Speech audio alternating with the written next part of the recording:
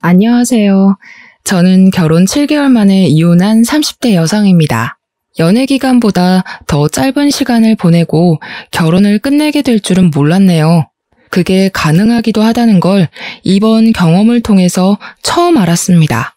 기분이 썩 좋은 일은 아니지만 비도 오고 꿀꿀한 기분을 어디 달랠 곳이 없어서 사연을 써보고자 합니다. 날씨처럼 꿀꿀한 저의 사연 들어보시고 부디 여러분들은 저희 남편 같은 사람 안 만나셨으면 좋겠어요. 저는 치과 의사입니다. 동네 괜찮은 곳에 병원을 냈고 저 혼자 원장이어도 제법 운영이 잘 되는 치과였습니다. 남편을 만나게 된 건 의사 대 환자로서였어요. 남편이 저희 치과를 이용하기 시작한 다음부터 제게 적극적인 관심을 보여줬는데요. 처음에는 남편의 관심이 상당히 부담스러웠어요. 그런데 사적인 감정 때문에 환자를 따로 안 받는 건 의사로서 말이 안 되잖아요. 제가 정중히 거절하면 되는 마음이고 계속 밀어내다 보면 남편이 호의 표시를 그만하겠지 싶었어요. 그런데 남편은 치료를 다 끝냈는데도 한 번씩 우리 병원에 들러서 직원들에게 음료수 사주고 도시락을 쏘고 하더라고요. 한 번은 남편의 그런 행동에 따로 경고를 하기도 했었어요. 그만해달라고 말이죠. 근데 그 상황에서 남편은 오히려 제게 고백을 해버리더라고요. 저더러 따로 연락하는 남자나 맞선이 예정된 상대가 있는 게 아니라면 한 달만 만나달라고 하대요. 웃기게도 너무 사정을 하길래 제가 결국 알겠다고 하고 받아줬어요. 대신 한 달 뒤엔 그만해달라고 했죠. 그렇게 친구처럼 만나기 시작했는데 말도 안 되게 저는 남편의 매력에 빠져버렸습니다. 한 달이 끝났는데 남편이 제게 다시 고백을 했는데 그땐 제가 한 달 전과 다른 마음으로 받아주게 되었어요. 신기하게도 그 인연으로 결혼까지 하게 되었네요. 남편은 일반 중소기업 사원입니다. 시모는 남편 초등학생 때부터 시부랑 일찍 사별하고 혼자서 남편을 대학까지 졸업시켰다더군요. 시부가 돌아가신 이후 시모랑 남편은 참 어렵게 살았다고 했습니다. 시모 혼자서 남편 키우느라 장사도 하고 배달도 하고 설거지 등등 굳은 일은 다 하면서 말이죠. 그 얘기 들으니 만나보지도 못한 시모가 문득 존경스러웠습니다. 그런 엄마 밑에서 자란 자식인 남편의 인품은 안 봐도 훌륭할 거란 생각까지 들었죠. 근데 기대를 갖고 만난 시모의 첫인상은 제가 생각했던 것과는 많이 달랐습니다. 일단 성격이 당황스럽게도 좀 깐깐했어요. 약간 자격지심이 있는 것 같기도 했고요. 결혼 인사를 갔던 날 처음 만났는데요. 시모가 고생 많이 해온 사람처럼 생기긴 했더라고요. 시모 연세가 우리 엄마랑 동갑이라 들었는데 솔직히 연세를 몰랐더라면 저희 엄마보다 더 많아 보이긴 했습니다. 어쨌든 시모가 제게 처음 한 말이 꽤나 직설적이었기에 아직도 기억에 남아있는데요. 나는 우리 아들 정말 귀하게 키웠어요. 일확천금이 있어도 우리 아들이랑은 안 바꿀 정도로요. 우리 집 형편 안 좋다고 아가씨 집에서 우리 아들을 조금이라도 무시하거나 낮은 취급했다간 나 가만 안 있을 겁니다. 제가 간단한 인사를 드리자마자 시모한테 들었던 첫 대사였습니다. 경고였다고 표현하는 것이 더 적절하겠네요. 그런 시모를 자중시킨 건 남편이었어요. 남편도 시모의 갑작스러운 경고에 당황한 것 같더라고요. 그럴 리가요. 저희는 동등한 입장에서 결혼하려는 건데요. 저희 부모님도 돈으로 사람 판단하는 분 아니세요. 그런 게 걱정이시라면 너무 신경 쓰지 않으셔도 되세요. 그건 모르는 일이지요. 어느 집에서 치과 의사 하는 딸을 신혼집 한 채 못 해주는 집에 시집 보내고 싶어 하겠어요? 아직 젊어서 모르나 본데 결혼해본 어른들이라면 집안 형편에 대해 중요하게 생각해요. 엄마, 손님 모셔놓고 너무 말 세게 한다. 안 그러기로 약속했잖아. 그러지 말고 우리 밥부터 먹자. 시모가 저를 너무 대놓고 경계하자 남편이 시모를 계속 진정시켰습니다. 그래도 시모가 우리 결혼을 애초에 반대할 생각은 없었던 것 같았어요. 결혼 허락 못한다는 소린 안 하시더라고요. 그냥 좀 경계가 심했다 정도였어요. 어렵게 생계를 이어온 시모 입장에서는 아들이 기죽는 장가는 안 보내고 싶겠죠. 충분히 그럴 수 있다고 이해했습니다. 그리고 시모는 원래 좀 마음의 문을 닫고 있는 사람 같았어요. 저뿐만 아니라 남편에게 얘기를 할 때도 따뜻한 말씨로 대하는 건 아니더라고요. 어쩌면 만만하게 보이고 싶지 않아서 처음부터 나를 세우는 것 같기도 했습니다. 그래서 저희는 어렵지 않게 상견례 날짜까지 맞출 수 있었어요. 그런데 생각지도 못한 문제가 그때 처음 생겼는데요. 대화를 하는 내내 시모의 자격지심 말투가 조금씩 튀어나오더라고요.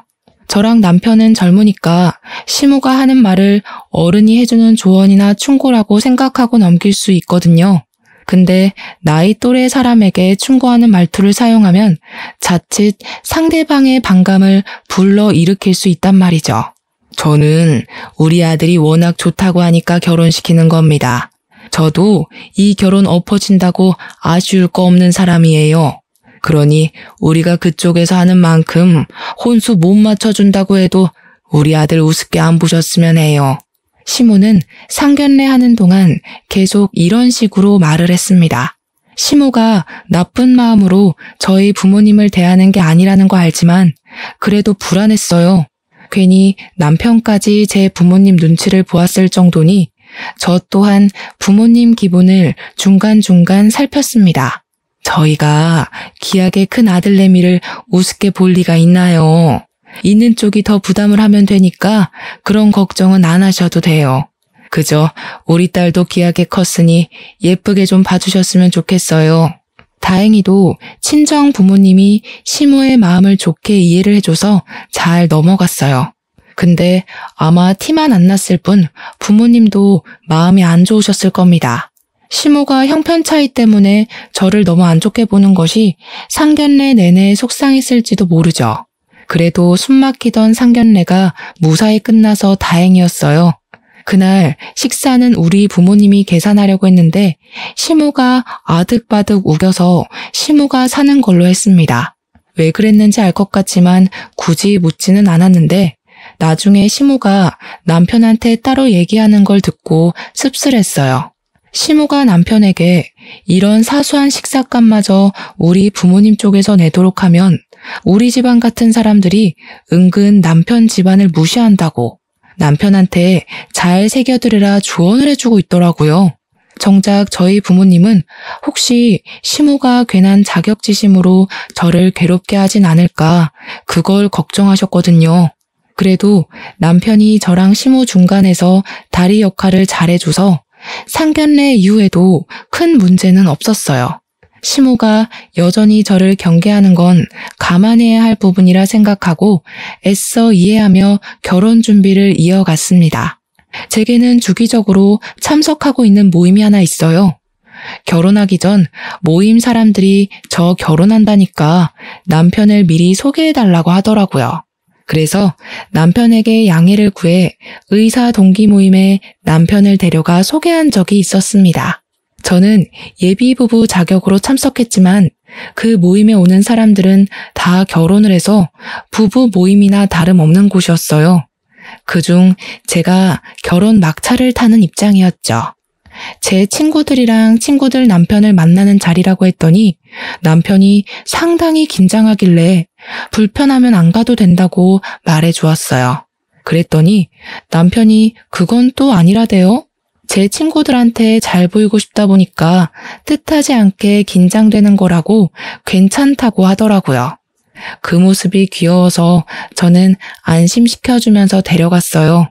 이렇게 순수한 남편을 친구들한테 얼른 자랑하고 싶어서 저 또한 들떠 있었습니다. 실제로 모임 사람들한테 남편 자랑을 엄청 했어요.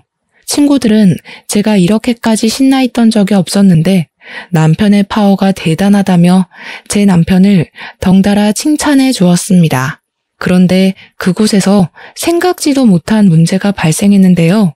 친구가 결혼하는데 친구들이 당연히 상대방 인적 사항에 궁금할 거 아닙니까? 그렇다 보니 우리 남편한테 질문 공세도 엄청 들어올 거고요.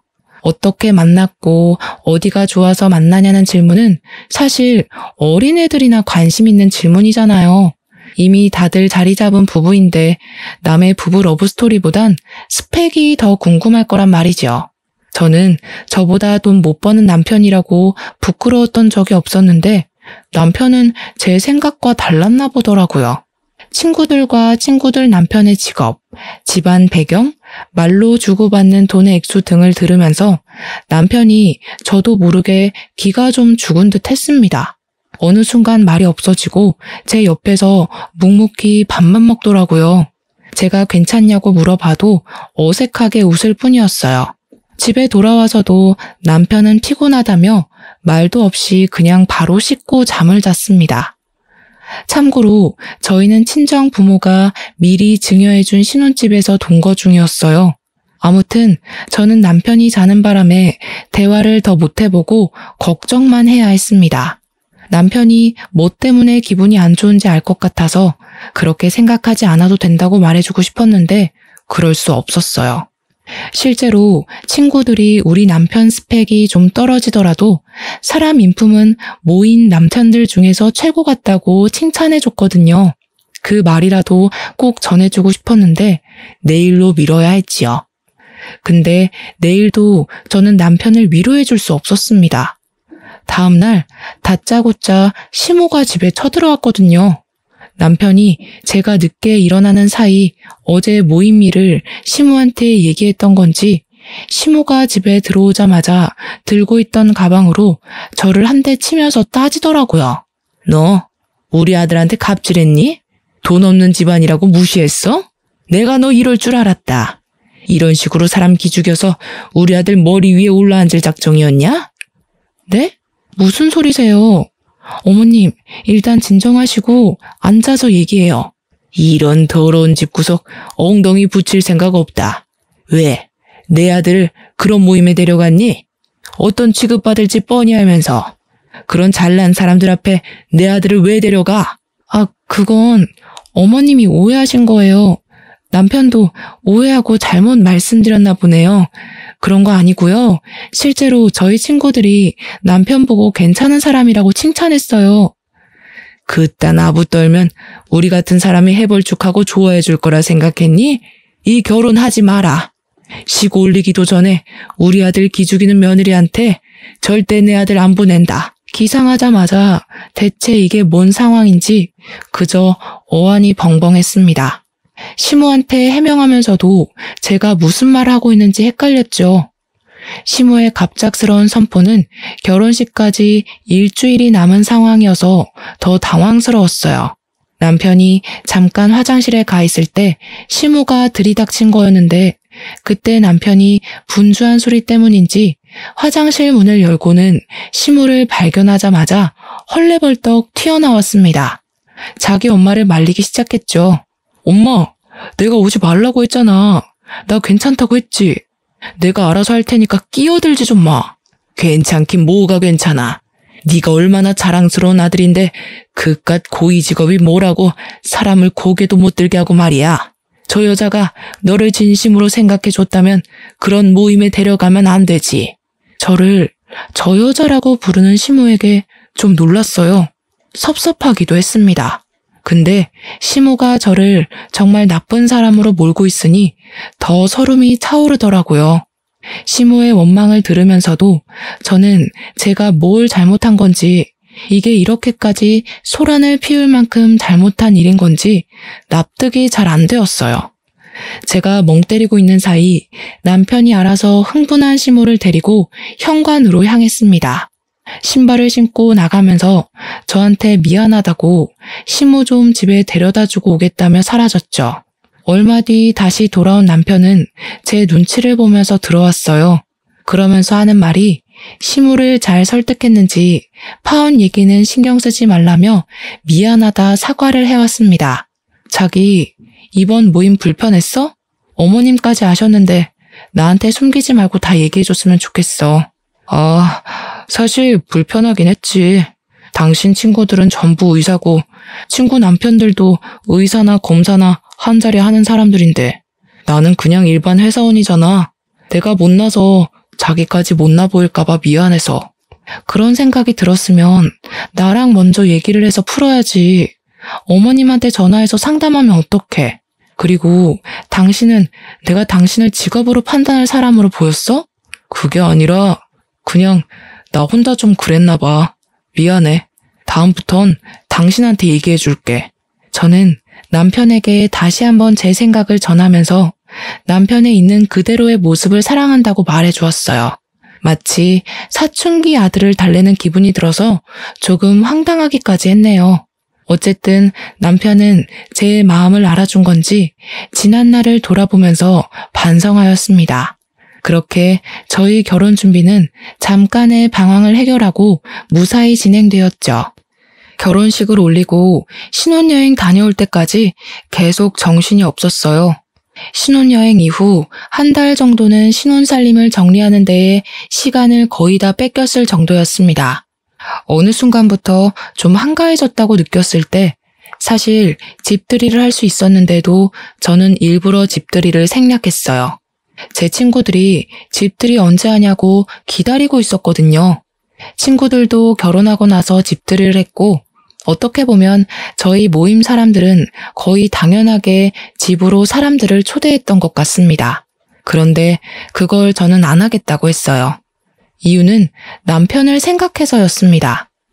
그 모임 사람들 때문에 결혼하기 전 처음으로 다퉈봤는데 다툼의 원흉을 굳이 또 불러서 남편과 제 사이의 불안을 다시 만들고 싶진 않았어요. 아무래도 남편이 기죽었던 것이 마음에 걸리더라고요.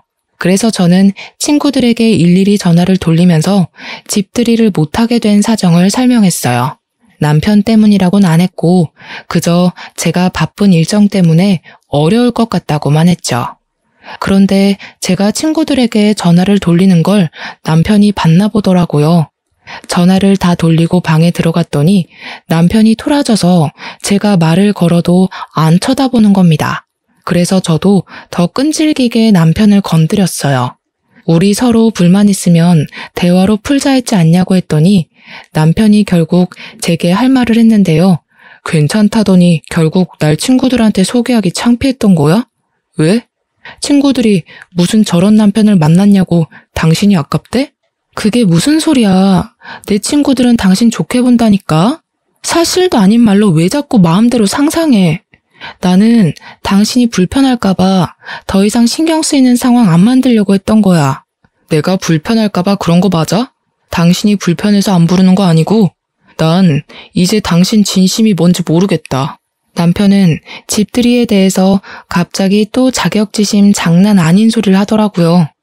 제가 솔직하게 얘기를 해주고 그런 거 아니라고 왜 꼬아서 생각하냐 하는데도 남편은 더 이상 저랑 대화를 안 하고 싶다며 자리를 떠버렸습니다. 근데 웃긴 게 그렇게 혼자 삐쳤다가 시간 좀 지나면 혼자 풀려요. 이게 몇 번 반복이 되었었는데 어느 순간부턴 저도 지쳐서 그냥 내버려뒀습니다. 제가 남편한테 제 친구들 얘기를 안 하는데도 남편이 혼자 저를 밀어냈다가 당겼다가 하길래 그게 가끔씩 이해가 잘 안 되기도 했는데요. 굳이 싸우기 싫어서 남편한테 물어보진 않았거든요. 근데 남편이 결혼하고 나서부터 자기 직장에서 은근 저랑 비교를 당하나 보더라고요. 갈수록 예민해지더니 집에 와서는 저보다 우월하려고 기를 쓰는 느낌이 드는 겁니다. 어느 날 제가 일 때문에 잠깐 빨래를 밀었었는데 남편이 그동안은 별말 없다가 뜬금없이 그걸로 시비를 걸기 시작했어요. 이럴 거면 일을 그만두던가. 집에 여자가 있는데 어떻게 집안 꼴이 이렇게 엉망이야? 집 신경 안 쓰고 계속 일할 거면 차라리 나한테 돈이라도 주든지 해. 뭐? 집안일 안 한다고 돈 달라는 건 뭔 논리야? 그리고 집안일은 나만 해야 돼? 당신이 먼저 빨래 봤으면 좀 해줄 수도 있는 거잖아. 그럴 거면 아내랑 남편이란 말이 왜 있겠어? 우리 집은 다른 집이랑 다르게 남편이랑 아내 사이에 격차가 너무 없는 것 같아. 그러니까 내가 어디 가서 기를 못 펴는 거야. 집안의 가장은 난데 어디에서도 인정받을 부분이 없잖아. 당신 갈수록 이상해지는 거 알아? 직장에서 무슨 소리를 듣는 거야? 왜 이렇게 일만 다녀오면 예민해져서 난리야. 아, 됐고. 그래서 하고 싶은 말이 뭔데? 당신만 바깥일하고 나는 집안일만 했으면 좋겠다는 거야? 그래. 그게 부부 역할이 맞는 거지. 솔직하게 말하자면 나도 당신한테 남편 대우 받고 싶어. 당신이 나보다 수익이 많으니까 어쩔 수 없이 내가 꿀리잖아. 남편의 바람은 제가 의사를 관두길 바라는 거였어요. 맞벌이를 하더라도 남편은 남편이고 부인은 부인인 건데 꼭 바깥일 집안일로 그 역할을 구분해야 하나요? 옛날이야 그랬지. 요즘은 남녀 상관없이 커리어를 갖고 결혼하는 사람들이 많잖아요. 저는 제가 탱자탱자 노는 마누라보다는 낫다고 생각을 하거든요. 남편의 제안은 정말 터무니없고 철없기만 해서 그냥 못 들은 걸로 하겠다고 하고 무시해버렸어요. 근데 남편이 제가 무시한 것 때문에 또 자존심 상했나 보더라고요. 어느 날부터 저랑 마주할 때마다 드러내는 태도나 표정이 어색했습니다. 뭐 그렇다고 저한테 더 이상 시비를 거는 건 아니라서 별말 않고 넘겼어요. 남편 삐치는 게 한두 번도 아니고 내버려두면 항상 그랬듯 알아서 아무 일 없었다는 듯이 행동할 거라 생각했거든요. 그런데 이번에는 남편 행동에 좀 다른 점이 있었어요. 남편이 주말마다 시댁을 자주 가더라고요. 초반에는 그냥 내버려 뒀는데 나중에는 한번 물어봤거든요. 그럼 남편은 그저 후다닥 나가면서 시모가 혼자 밥 먹는 거 외로워한다고 점심만 시댁에서 먹겠다고 하면서 사라져버리더군요. 남편이 주말마다 그렇게 가버리면 저야말로 집에서 혼자 점심을 먹었습니다. 저희는 분명 신혼부부인데 어째 신혼이 아니라 한 5년 이상은 산 부부 같은 느낌이 들었어요. 저도 갈수록 남편에게 서운함이 쌓이더라고요. 그렇지만 말 못했죠. 괜히 남편을 종용했다가 시모가 남편 뺏어간다고 생각할까봐 그냥 이 모든 상황을 좋게 생각하려고 했어요. 그런데 어떤 날에는 남편이 주말에 시댁에서 자고 올 때가 있어요. 평일에는 출근을 해야 하니까 당연히 직장이랑 가까운 신혼집에서 먹는데 주말만 되면 마치 두 집 살림이라도 하는 것처럼 시댁에서 먹고 자고 합니다. 이 상황이 꽤 길게 반복되니까 나중에는 시모가 제 남자를 뺏은 것처럼 느껴지다가 더 나중에는 제가 시모의 남자를 뺏은 건가? 하는 기분까지 들었어요. 제게 삐쳐있던 남편을 그냥 내버려 두려고 했는데 이건 좀 아닌 것 같아서 또 자고 온다는 남편의 앞길을 가로막은 적도 있었습니다. 나랑 얘기 좀 해. 주말마다 어머님 집에 간 거 벌써 한 달이 넘었어. 나랑 이대로 멀어질 작정인 거야? 이젠 나랑 화해하기도 싫어? 너도 잘못 없다고 생각하고 나도 잘못 없다고 생각하는데 이 상황에서 무슨 화해를 해. 그냥 서로 마음에 안 드는 거 굳이 맞추려고 하지 말자는 거지. 그런 사람이랑 평일 내내 같이 있는 것도 숨막히는데 주말까지 한 지붕 아래 있으라고? 우리 부부잖아. 안 맞는 게 있으면 어떻게 해서든 대화로 풀어야지. 이렇게 주말마다 시댁을 가 있으면 어머님이 날 뭐라고 생각하시겠어.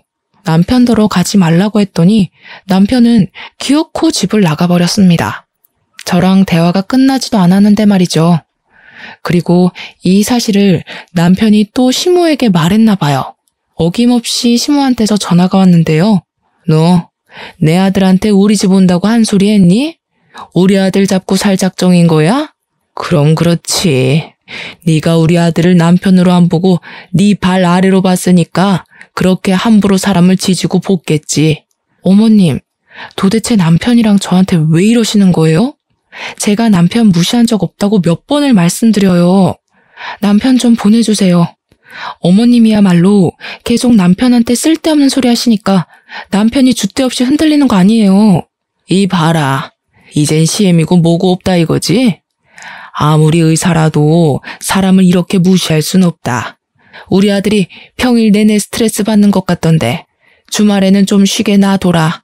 매정하게 전화를 끄는 시모는 끝내 남편 좀 바꿔달라는 제 말을 다 무시해버렸어요. 남편은 제 연락을 아예 받지 않았습니다. 그러다 어김없이 일요일 저녁이 되면 신혼집으로 돌아오는데 제가 무슨 말이라도 걸까 싶은지 화장실 갔다가 바로 잠자리에 들어요. 당시 저희가 결혼한 지 6개월 정도 되던 때였거든요. 이런 저희 모습을 신혼부부라고 할 수 있는 걸까요? 혹시 남편이 시무를 핑계대고 다른 데서 바람을 피우고 있는 건 아닌가 하는 생각도 해봤는데요. 그러기엔 시무의 간섭이 너무 많아서 불륜일 수가 없겠더라고요. 어쨌든 저는 누구보다 행복한 시간을 보내야 할 새 신부임에도 이혼을 앞둔 사람처럼 쓸쓸한 시간을 보내야 했습니다. 그렇게 어느 평일날이었어요. 여느 때처럼 출근을 했는데 갑자기 병원으로 경찰들이 들이닥치더라고요. 환복도 못한 저는 경찰에게 무슨 일이냐고 물었습니다. 그랬더니 경찰이 뜬금없이 거짓 청구 신고로 수사를 하겠다는 겁니다. 잠깐만요. 거짓 청구라뇨. 저희 병원에서 거짓 청구를 했다는 말씀이세요? 죄송하지만 잘못 알고 오신 거 아니에요? 저희는 그런 적이 없는데요.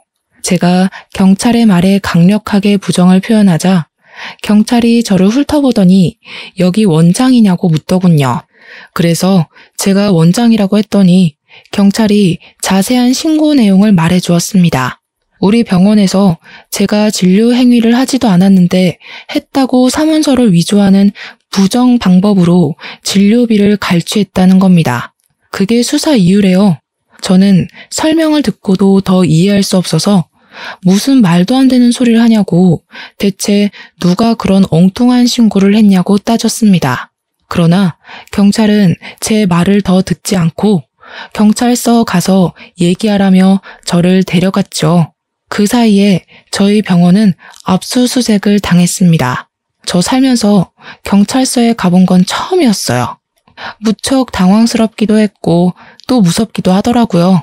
저는 절대 범법 행위를 한 적이 없지만 만약 제 누명이 억울하게 죄로 성립된다면 저는 바로 의사 면허가 정지되거든요. 징계를 받을 수도 있고요. 그런데도 저는 경찰이 제게 뭐라고 묻는 말에 모르는 사실이라 모른다고 말할 수밖에 없었어요. 경찰들이 모른다는 말을 제일 싫어한다고 하대요. 하지만 저는 진짜 모르는데 어떡합니까? 제 말을 믿어주지 않는 경찰을 앞에 두고 저는 답답함에 가슴을 쳐야 했습니다. 대체 어떻게 된 일인지 알 수도 없고 가늠도 안 되었어요. 그저 어쩌다가 내 꼴이 이렇게 된 건가 스트레스 받기만 했죠. 그리고 1시간 조금 넘은 시간 뒤 실제 압수수색에서 증거 자료가 나왔다고 하는 겁니다. 그 사실을 듣고 제가 얼마나 놀랐는지 몰라요. 그것 때문에 경찰이 저를 더 거짓말쟁이로 보더라고요. 증거 자료는 환자 한 명이 병원에 내원하지도 않은 날짜에 후속 처리 진료가 되어 있는 기록지라 했습니다. 그것을 통해 요양급여 비용을 추가 청구했다고 되어 있는 자료들이었죠. 그 환자가 이 사실을 알고 병원 측에 얘기를 해서 들통이 나게 된 거라는데 저는 정말 하나도 모르는 얘기였어요. 이보세요, 경찰 선생님. 대체 그분이 누군데요? 저는 모르는 사실이라고요. 제가 거기 원장인데 그런 비리도 몰랐겠어요? 제가 그런 짓 저지를 사람인지 아닌지 더 꼼꼼하게 확인해 보세요. 고작 그 자료 하나 가지고 사람 억울하게 하지 말고요.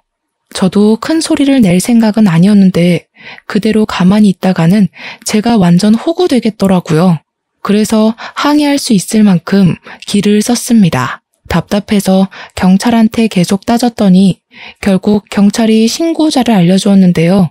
당황스럽게도 신고자는 우리 치과에 일하는 치위생사 선생님이었어요. 우리 병원의 치위생사는 총 3명입니다. 치위생사 선생님들은 저랑 같이 일한 연차가 기본 2년은 되어요. 그래서 제가 그 선생님들 성격을 모르지도 않고 대충 어떤 사람들인지도 알고 있습니다. 그 선생님들 중 한 명이 신고했다는 건데 제가 평소 생각하고 있는 선생님들 인품을 떠올리면 그럴 만한 인물들이 없어요. 그럴 리가 없어서 저는 당장 그 신고자를 불러달라 했지만 신고자 보호법 때문에 그럴 수 없다고 하더라고요.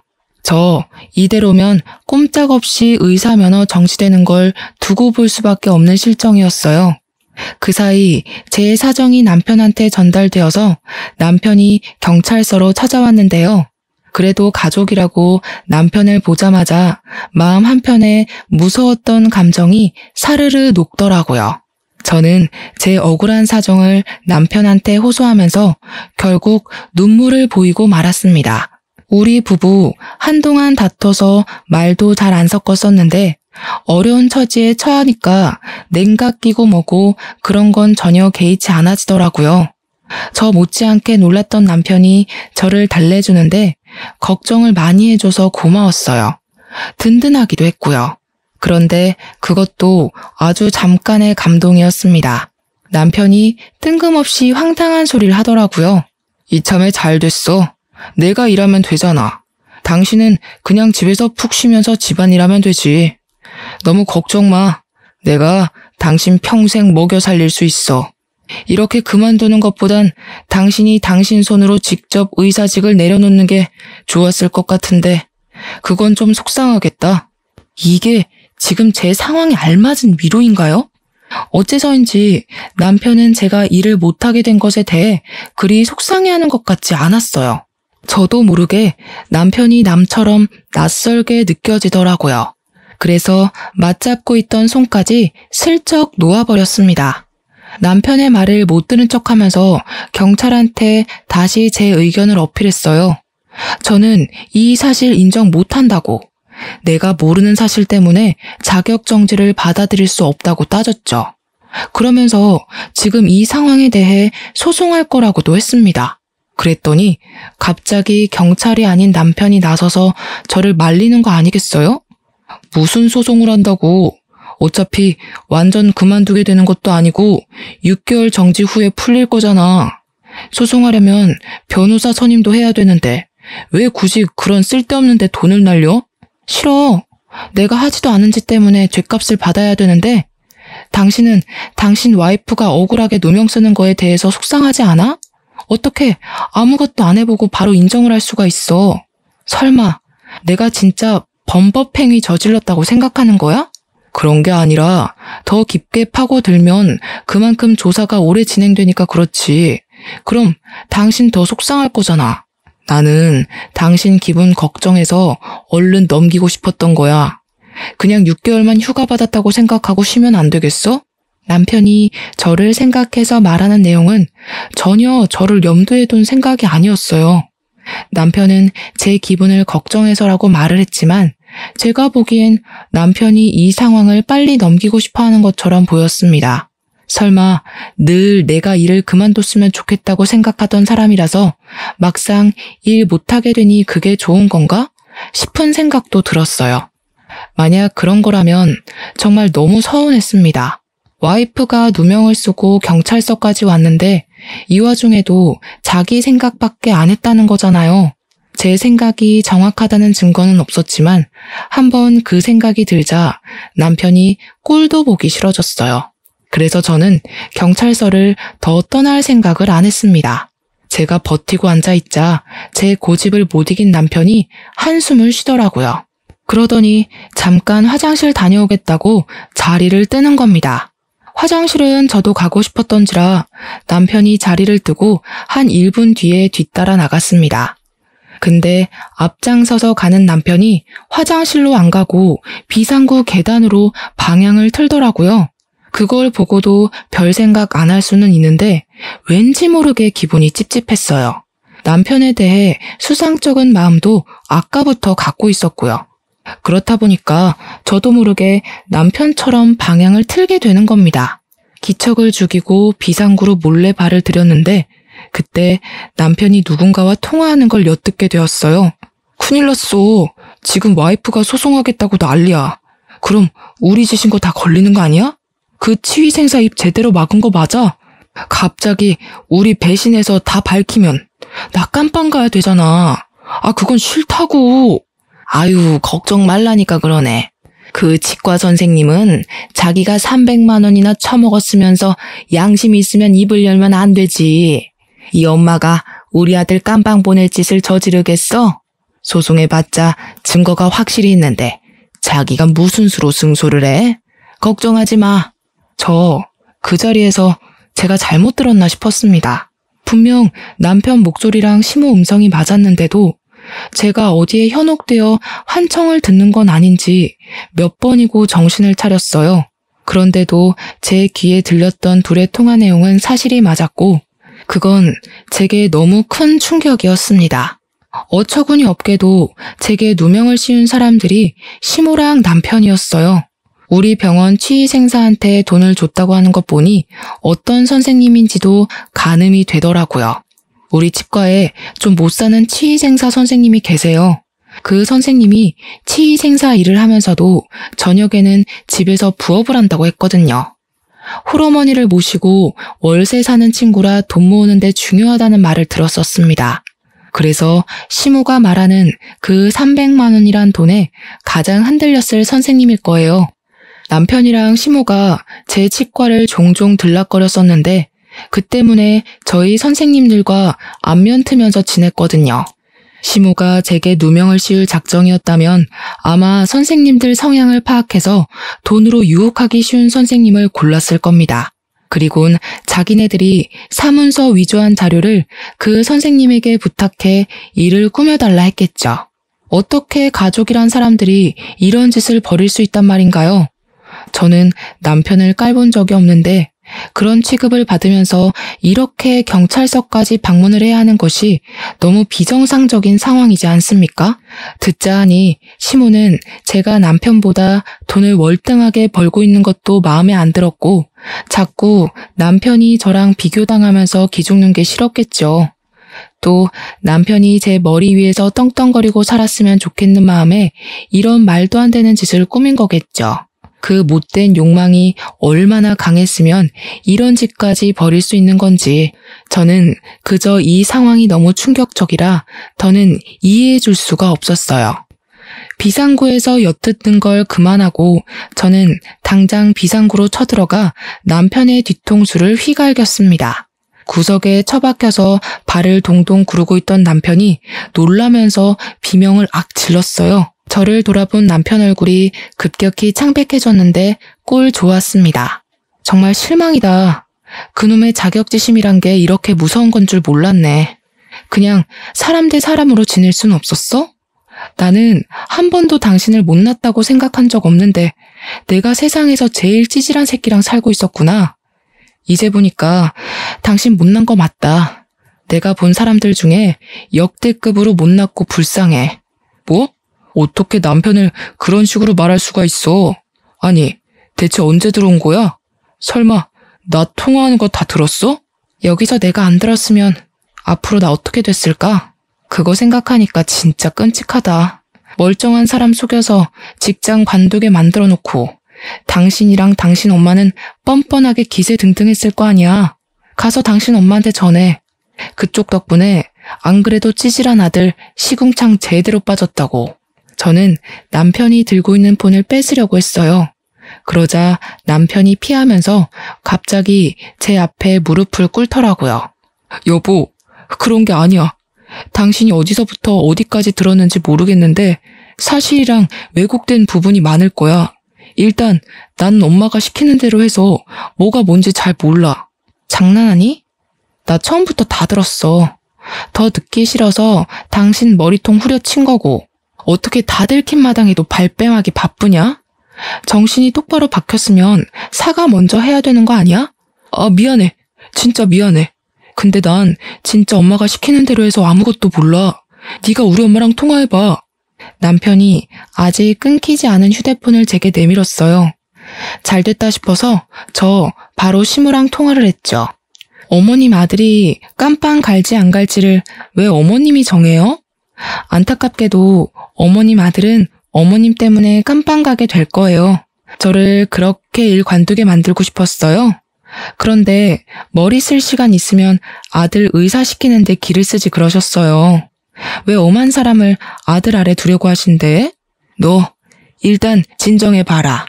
우리 만나서 얘기를 해보자. 아무래도 대화로 풀어보는 게 좋을 것 같네.